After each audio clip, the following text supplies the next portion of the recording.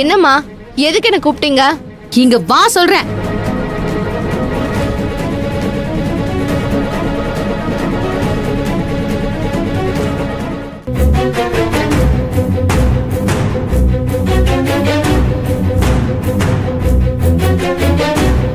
என்னன்னு சொல்லுங்கம்மா.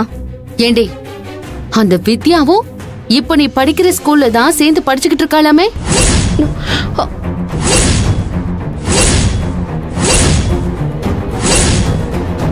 இந்த விஷயத்தை யாருக்கும் தெரியாம மறைச்சிருக்கல?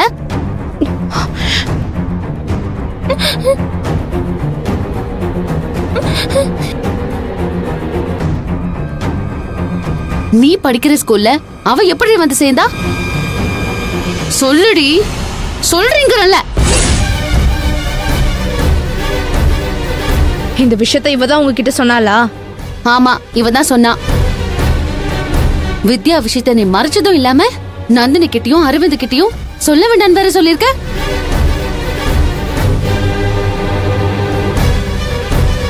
ஹே நந்து, நான் அவ்வளவு தூரம் சொல்லியும் சரி சரின்னு தலையாட்டிட்டு இப்ப உங்க அம்மா காதுல வந்து ஓதிட்டியா?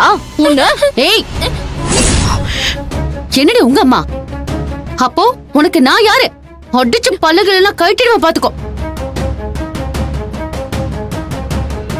ஏமா, நீ வித்யா கூட சேர்ந்து சரியா படிக்கலன்னு சொல்லித்தான் உங்க அம்மா உன்னை வேற ஸ்கூல்ல சேர்த்து விட்டாங்க. இப்ப அதே ஸ்கூல்ல வித்யாவும் வந்து சேர்ந்துருக்குன்னு சொல்றியே, இத கேட்கறதுக்கு எனக்கே ரொம்ப மனசுக்கு கஷ்டமா இருக்கு.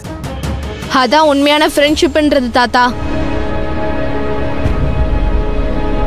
உங்க மருமக எங்க 2 பேரை பிரிக்க நினைச்சாங்க. ஆனா அவளுக்கு என்ன பிரிய முடியாம அவளும் நான் படிக்கிற ஸ்கூலுக்கே வந்து சேர்ந்துட்டா. ஏய், நீ அவ கூட சேர்ந்து கெட்டு சீரழிஞ்சிட கூடாதுன்னு தானே உன்னை செவந்தி இடம் மாத்தி படிக்க வச்சா. இப்ப அங்கேயும் உனக்கு எடுக்கிறதுக்கு வந்துட்டாளா? பாட்டி, வித்யா தான் எனக்கு எடுக்கிறான்னு சொன்னீங்கன்னா எனக்கு கெட்ட கோவம் வரும் பாத்துக்கோங்க.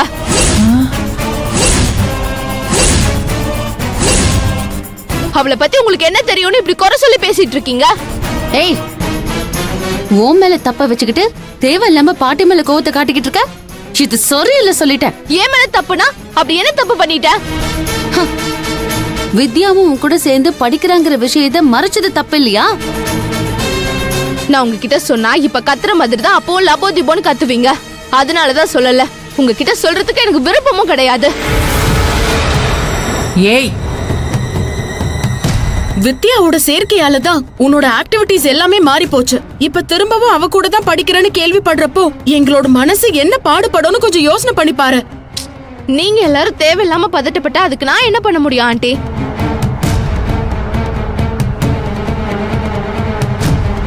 அப்படின்னா நல்ல முறையில படிச்சு மார்க் வாங்கி மேல் படிப்புக்கு போகணுங்கிற எண்ணம்லாம் உனக்கு இல்லல, அப்படிதானே? அம்மா, நான் உங்களுக்கு பல தடவை சொல்லிட்டேன். நான் மார்க் கம்மியா வாங்கினதுக்கு வித்யா காரணம் கிடையாது. நீங்களும் இந்த வீட்ல இருக்கிறவங்களும் தான். ஏய், திரும்ப திரும்ப மார்க் பத்தி பேசி டென்ஷன் பண்ணாதீங்க. மது, என்ன பேச்சு இதெல்லாம்? அண்ணியாகட்டும் நாங்களாகட்டும் எல்லாருமே உன்னுடைய ஃபியூச்சர் நல்லா இருக்கணும்னு தான் இவ்ளோ போராடிக்கிட்டு இருக்கோம். அதை புரிஞ்சுக்காம ஏதேதோ பேசிட்டு இருக்க. ஆமா, உன்னை இப்படி எல்லாம் பேச சொல்லி யார் சொல்லித்தரா? சித்தப்பா, எனக்குலாம் யாரும் சொல்லித்தர தேவையில்லை. எனக்கு சொந்தமா யோசிக்கிறதுக்கு அறிவு இருக்கு. ஆனா இந்த வீட்டுக்குள்ள இருக்க எல்லாரும் தான் எதையுமே யோசிக்காம அப்படியே செவந்தி அம்மா சொல்றதை கேட்டு ஆடுறீங்க. நீங்களாம் எப்ப திறந்த போறீங்கன்னு தெரியல. என்னடி சொன்ன? அடி, நல்ல அடி.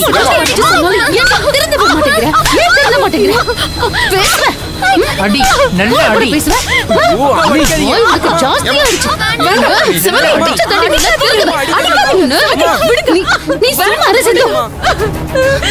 சும்மா விடக்கூடாது. கை கால முறிச்சாதான் சரியா வரும்.